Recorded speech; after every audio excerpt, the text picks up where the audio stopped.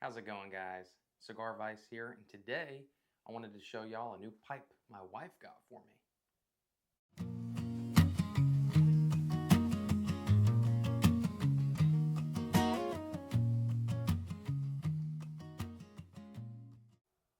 Alright, so in one of my previous videos I mentioned that my wife and I's 6th anniversary was coming up, and that was on the 16th. It's crazy to think that we've been married for 6 years. We met in senior year of high school, working at good old Chick-fil-A, which had great memories there. I don't work there anymore, but with our anniversary, we always exchange gifts, right? One thing that my wife got me is this bad boy. Let me zoom in real quick.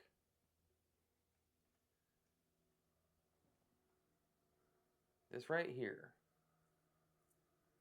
is a Missouri Meerschaum 5-star General.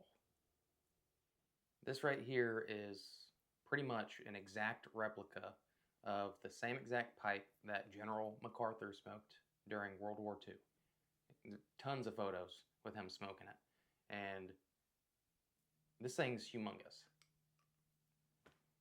You can clench it if you hate yourself. That, after some time, would definitely hurt your teeth. Let it hang a little bit. Not bad. And if you were like laying back in a recliner or something, you could easily just let it rest on your chest while you just let it sit in your mouth. My wife had mentioned that she thought church wardens looked really cool.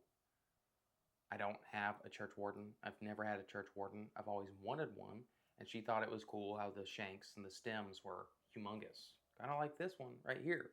And I can't remember when we had that conversation, but she ended up buying me this pipe, which is really cool that she remembered, and I'm excited to, smoke this thing and put it to some good use. But I'll focus back in on this and just give y'all some details.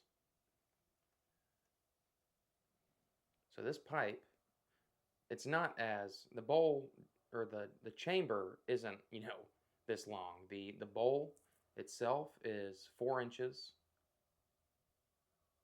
and the pipe in total is 9.5 inches long. But the chamber itself, it's 3/4 of an inch or 0.75 inches, and then the chamber is 2 inches deep. So it's a pretty hefty pipe for sure. This pipe inspired me to start a new series. I started doing a little bit of research on what General MacArthur smoked, and it seemed like the consensus was one of 3 things. There's a place based out of San Antonio that creates 2 of the blends. The first one is called Harkness F. Never had it, not really sure what it is. And then another version or blend, it was Harkness D. So those were his 2 main blends based on like journals and whatnot. But the third thing that he smoked was whatever was available at the PX, the military exchange. And I figured back in the 40s, what would be available at a military exchange? Odds are codger blends.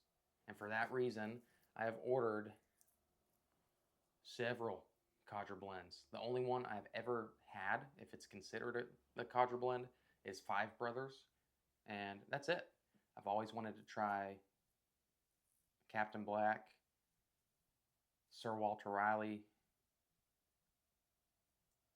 and all the different codger blends. So I ordered probably 6 or 7 different kinds, and if there are any that you recommend, let me know.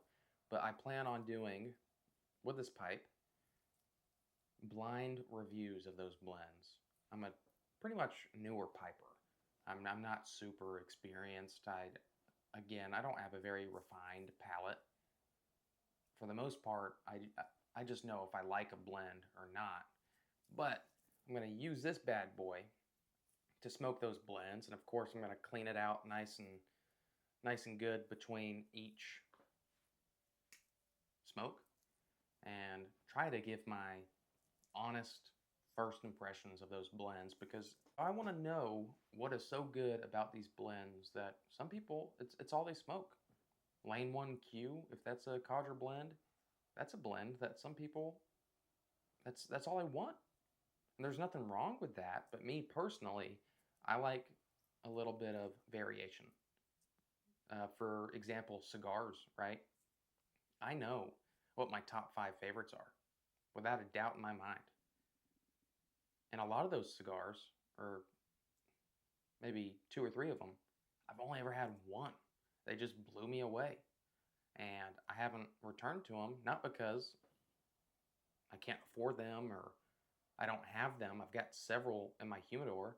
It's just I like to try new things and to branch out and try new blends and different makers. And I just think it's fun. So I typically don't smoke the same exact blend, right? But I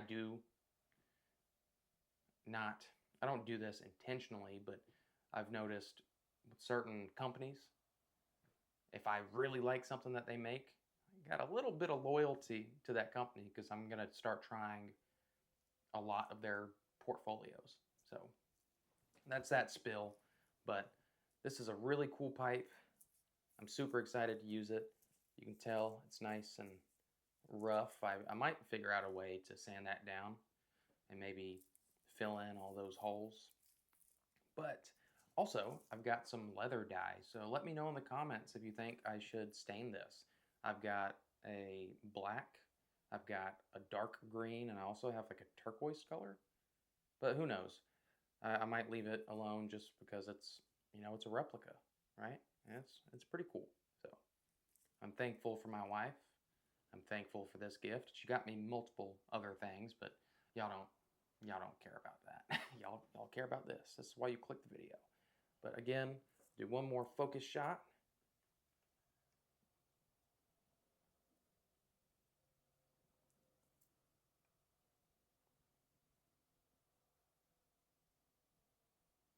It's nice.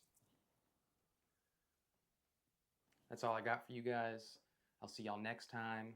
I've mentioned this in a couple other videos now, but if you haven't seen it, I've got a email down in the description. So if you've got any questions about certain blends or certain pipes, or you just want to chit chat, I'm all ears. Feel free to send me a message. I don't think anybody's done that yet. I've checked a couple times and my inbox is just empty. So feel free to contact me if y'all just have any questions or just want to, yeah, like I said, chit chat. But I appreciate y'all. I appreciate you being here and watching this channel. And I look forward to posting more. Bye. Born from a seed, cigar vice put the leaves to the test. I sit calm in the clouds while the tobacco burns my